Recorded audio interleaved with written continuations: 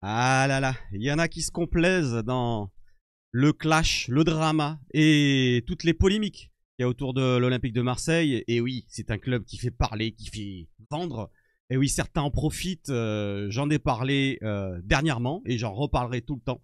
Tous ceux qui s'intéressent qu'à l'OM juste pour faire du chiffre, et ben je leur crache dessus.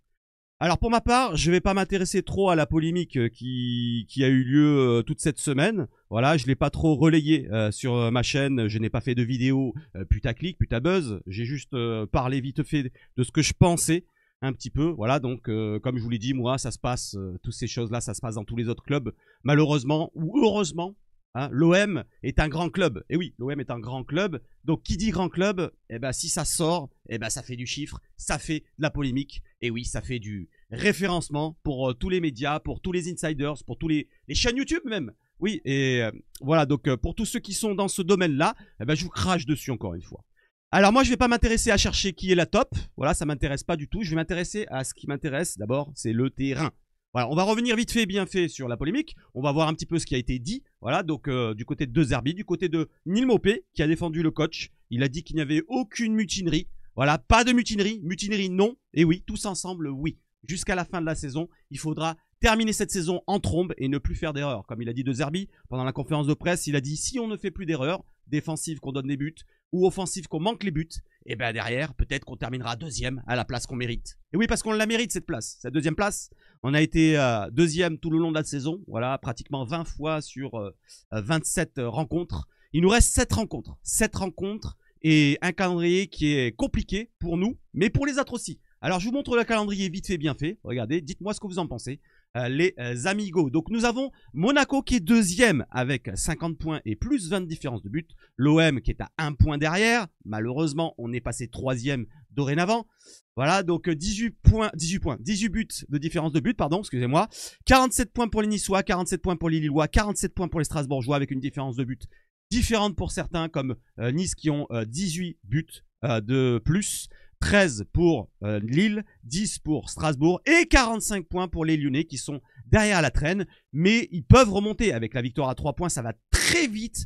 Voilà, comme je vous l'ai déjà dit, il suffit de 2-3 défaites et on est largement dépassé ou alors on est largement devant ou remonté. Voilà, donc l'OM peut, sur les 2 prochains matchs, faire un bon coup. C'est-à-dire si on gagne ce soir ou demain soir ou dimanche soir plutôt contre Toulouse et que de leur côté Monaco, imaginons, ils font un petit faux pas, ils font un match nul, ça peut arriver à Brest. Déjà, on repasse deuxième. Mais imaginons on gagne contre Monaco, là-bas à Monaco, et ben on pourrait faire déjà un petit trou sur les Monégasques. Ça serait déjà une bonne opération. Derrière, il y a des équipes qui vont s'affronter, comme Strasbourg-Nice à la 29e journée, comme Lille-Lyon, ou Lyon-Lille plutôt à la 28e journée, comme Strasbourg-Nice, je viens de le dire, comme d'autres équipes qui s'affrontent, comme Monaco-Lyon en fin de saison. Voilà, donc il y a beaucoup de concurrents qui s'affrontent, et nous aussi on affronte des concurrents comme les Lillois, comme les Monégasques. D'ici la fin de saison. Voilà, donc n'hésitez pas à me dire ce que vous en pensez de ce calendrier-là. Est-ce que vous êtes confiant ou pas? Et on va passer directement à la vidéo. On y va tout de suite. D'abord, petit like, petit dislike, si vous ne plaît pas ce que je viens de dire juste avant, tout à l'heure en intro. Voilà, moi je pense, je dis ce que je pense et je garde pas ma langue dans ma poche. C'est le mot que je cherchais la dernière fois. On y va? On y va sur quoi? Allez, sur l'introduction. Let's go. KKO.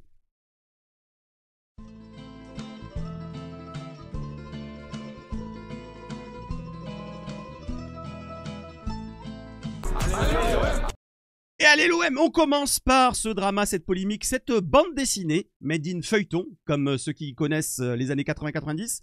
Ça sortait beaucoup de petites BD comme ça, amourettes. Je sais pas comment on les appelle exactement le style, mais ça me fait penser à ça un petit peu ce qui se passe à l'OM cette saison et toutes les autres saisons. Voilà, on aime bien relayer un petit peu tout ce qui est négatif. Le positif aussi, mais plus le négatif. Et certains insiders ou comptes de l'OM importants devraient un petit peu se calmer sur ça, sur les relais d'information. Ils relayent phrase par phrase. J'ai l'impression que c'est plus pour faire du chiffre que plutôt la passion. Voilà, certains se reconnaîtront, ceux qui ont des gros comptes et même des chaînes YouTube.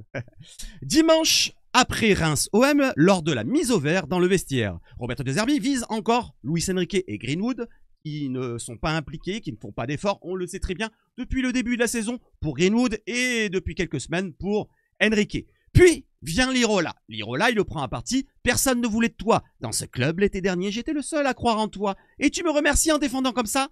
Moi, je pense qu'il a raison de le reprendre comme ça. Il a totalement raison. vu comme il a défendu Lirola lors du dernier match contre, je cherche l'adversaire, contre Reims, ça se fait pas, ça se fait pas. Tu dois pas rester à 3 mètres du joueur et attendre qu'il centre pour arriver pour le but où Balerdi est blessé, malheureusement, De Zerbi est peut-être fautif, mais ça on va pas revenir sur ça. Donc il a totalement de raison de reprendre des joueurs comme ça à partie quand ils font des erreurs. Voilà, faut pas les laisser aussi dans leur truc. Ah non, c'est bon, tu poses pas de problème, t'inquiète pas, ça va bien aller pour le prochain match. Mais c'est trop tard, la défaite est là, on a perdu. Donc je suis d'accord pour taper du poing sur la table quand il faut le faire. Ça c'est remonté. Derrière, pendant la conférence de presse, eh ben, De Zerbi en a parlé. Il a dit, je suis comme ça. Pour Lirola, je le connais depuis plusieurs années. Vous le connaissez pas, vous. Moi, je le connais depuis Sassuolo. Et je l'ai repris pour lui faire un déclic dans sa tête parce que je sais comment il fonctionne. Et je suis totalement d'accord avec lui. Que ce soit avec Lirola ou avec un autre. Moi, je serais comme ça, je serais intransigeant.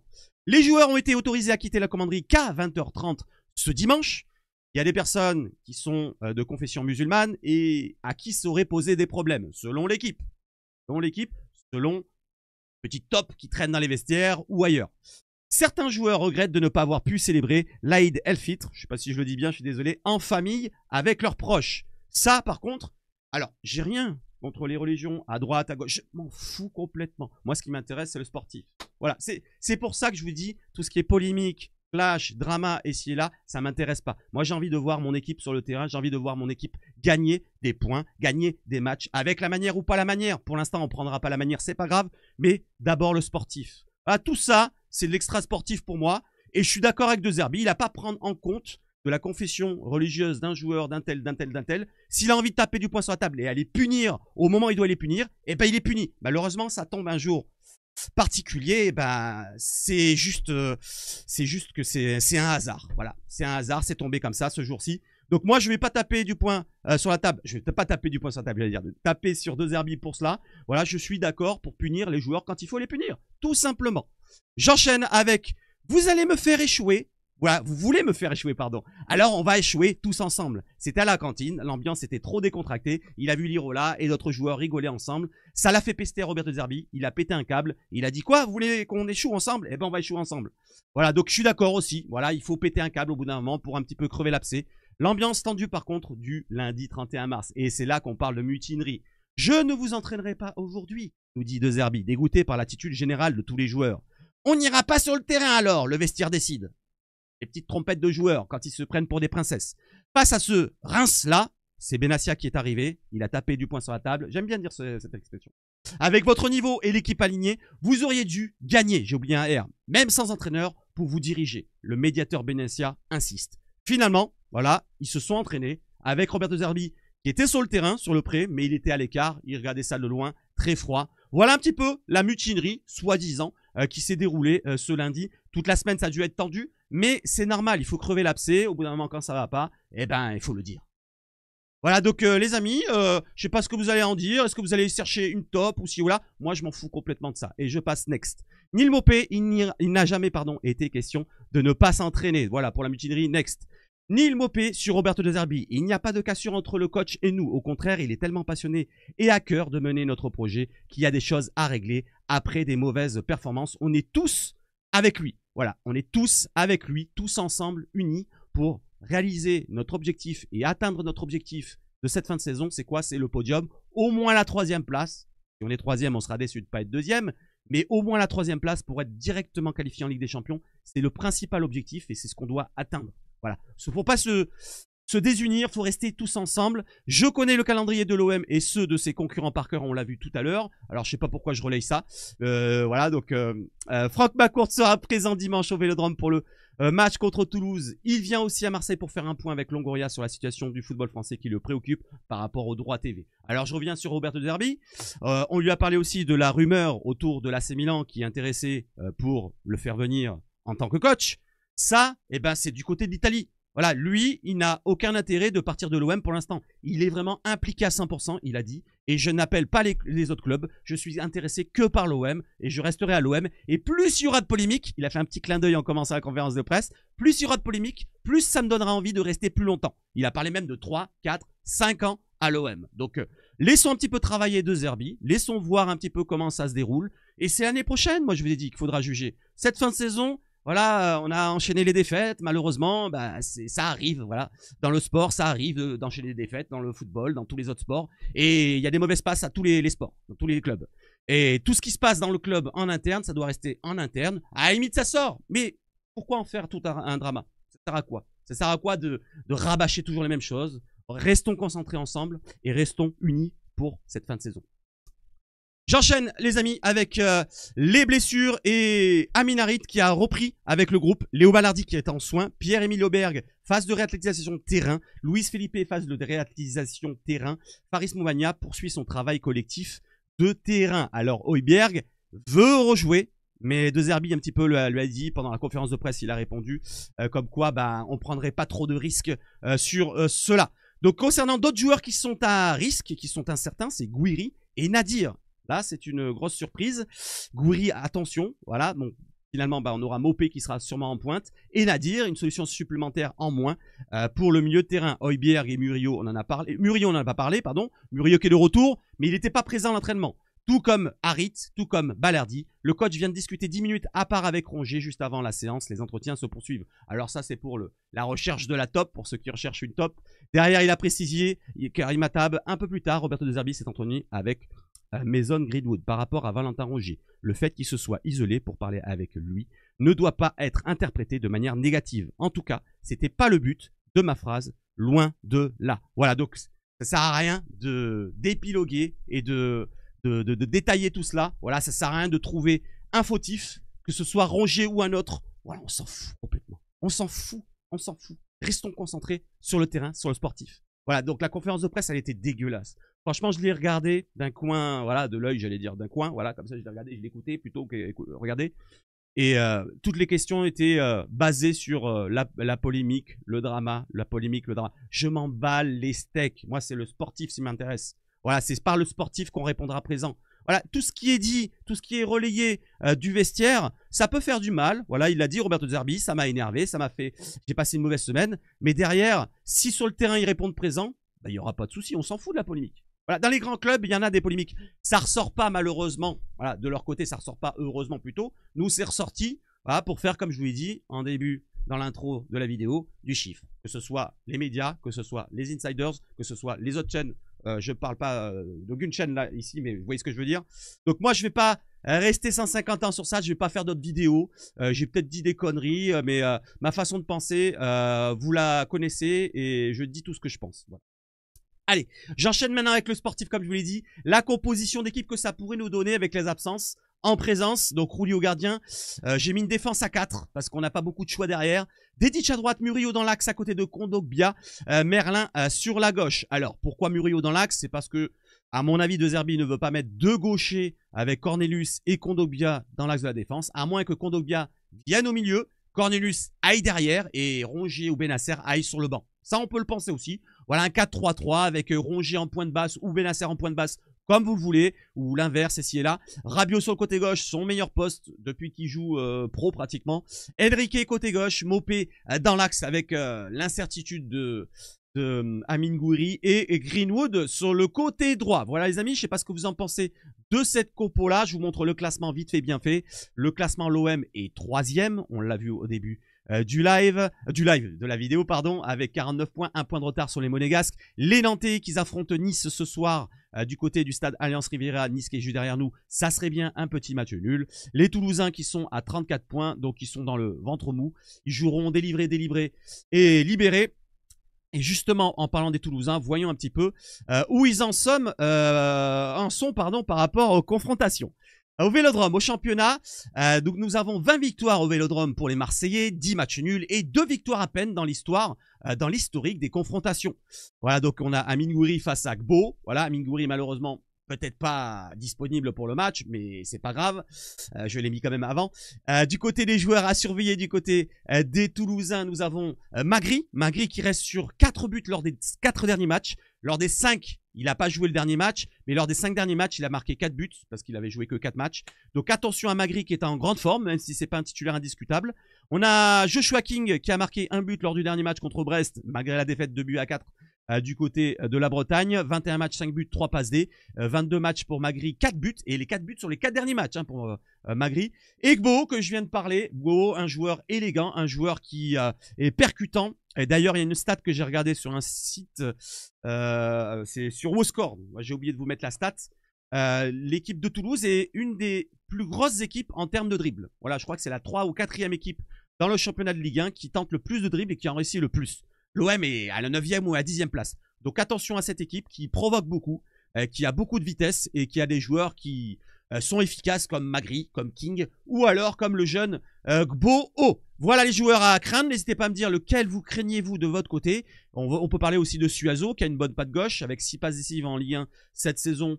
C'est plutôt intéressant. Voilà, comme arrière gauche ou piston gauche. On a d'autres joueurs comme, je sais pas, n'hésitez pas à me dire, Babinka peut-être, l'attaquant. Peut-être qu'il va être titulaire à la place de Magri. Ou d'autres joueurs encore, si vous avez envie de citer, n'hésitez pas. Allez, on regarde encore la lutte pour le podium. Vous l'avez vu tout à l'heure en introduction. Voilà, je vous le remets encore une fois si vous ne l'avez pas vu. N'hésitez pas à me dire ce que vous en pensez. Combien de points vous pensez que l'OM va faire dans les 7 derniers matchs que vous voyez ici sur la deuxième colonne. Donc on a OM Toulouse, Monaco OM, OM Montpellier, OM Brest, Lille OM, Le Havre OM et OM Rennes. Alors moi, si je dois le faire encore une fois vite fait, pour la 3 ou 4e fois, OM Toulouse, allez, 3 points. Monaco OM, 1 point, ça fait 4 points. Montpellier, bon, on gagne, ça fait 7 points. Brest, c'est une petite crainte que j'ai, comme je l'avais dit avec Yacine, dans le comptoir de Seb. Pour ceux qui ne connaissent pas, n'hésitez pas à regarder. C'est un moment de détente où on ne parle pas trop de polémique, où on ne détaille pas trop pour pas franchement faire du putaclic. On est là juste pour donner notre avis en tant que passionné de l'OM. Et c'est vraiment ça, la passion de l'OM. Tu l'as au fond de toi ou pas. Voilà, sinon tu veux faire du chiffre, tu fais du chiffre, vas-y. OM Brest, donc 1 point, pourquoi pas. Attention, ça peut être un piège. Donc on est à combien? 7 et 1, ça fait 8. Lille OM, je vois une petite défaite, voilà, dans le lot. Donc ça fait 8 points toujours. 11 points contre le Havre et on voit une dernière victoire pour l'OM au Vélodrome. Donc 14 points d'ici la fin de saison. Ça nous donnerait environ 63 points. Monaco, est-ce qu'ils feront 13 ou 14 points? S'ils font 13 points, ça dépend de la différence de but. S'ils font 14 points, eh ben, ils seront devant nous par rapport à mon petit pronostic. N'hésitez pas à dire ce que vous en pensez. Qui terminera 2e, qui terminera 3e, qui terminera 4e, qui terminera 5e, qui terminera 6e et qui terminera 7e. Allez, donnez-moi votre classement dans les commentaires. Jérémy Pignard, Marseille-Toulouse, match OM arbitré, 13 matchs arbitrés de la part de Pignard et 7 victoires pour 4 nuls et 2 défaites. Les adversaires ont eu 28 cartons jaunes, l'OM a eu 20 cartons jaunes. Par contre, en carton rouge, l'OM a été exclu 4 fois alors que les adversaires 0 fois. Le dernier match arbitré par Jérémy Pignard concernant l'OM, c'est OM Nice du début de saison. Non, c'est celui de l'année dernière, le début partout. Voilà les amis, je pense avoir tout abordé avec vous. C'est une avant-match très rapide. Je n'ai pas le temps, je dois aller au travail. Je vous souhaite de passer une excellente soirée. Mais avant cela, juste pour vous dire que pour ceux qui ne sont pas abonnés à DAZN et qui ne peuvent pas voir les matchs, eh ben, vous pouvez le voir pour 10 € par mois d'ici la fin de saison. Il vous reste 2 mois, donc avril et mai. Vous pouvez voir encore quelques matchs, les 6 ou 7 si vous prenez le match de Toulouse, bien sûr. 7 matchs pour 10 et 10, 20 €. C'est pas si cher que ça, franchement.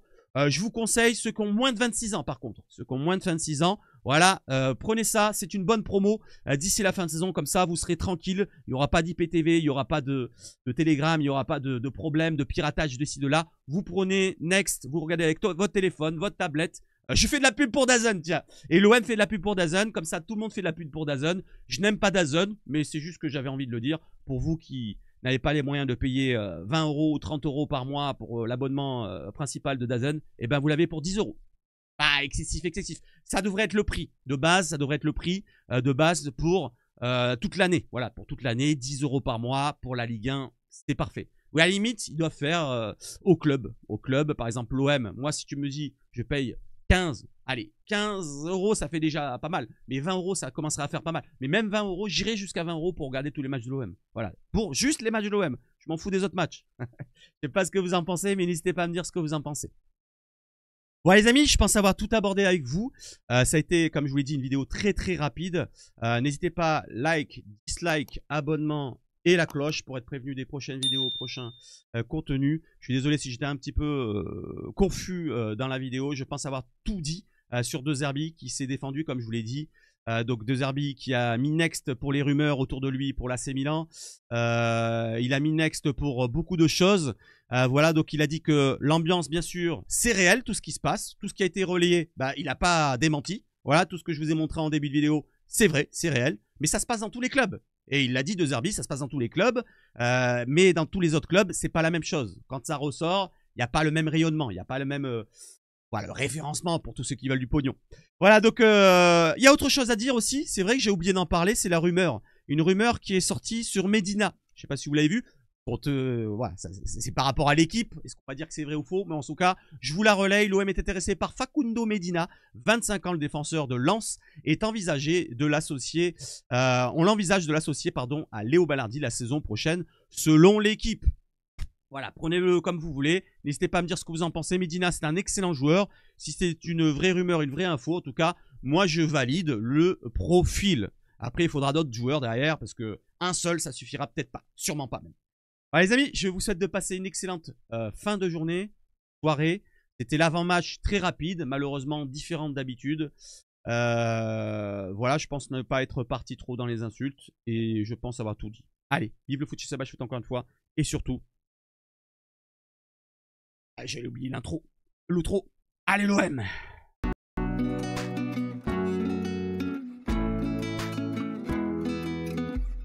Ciao, ciao.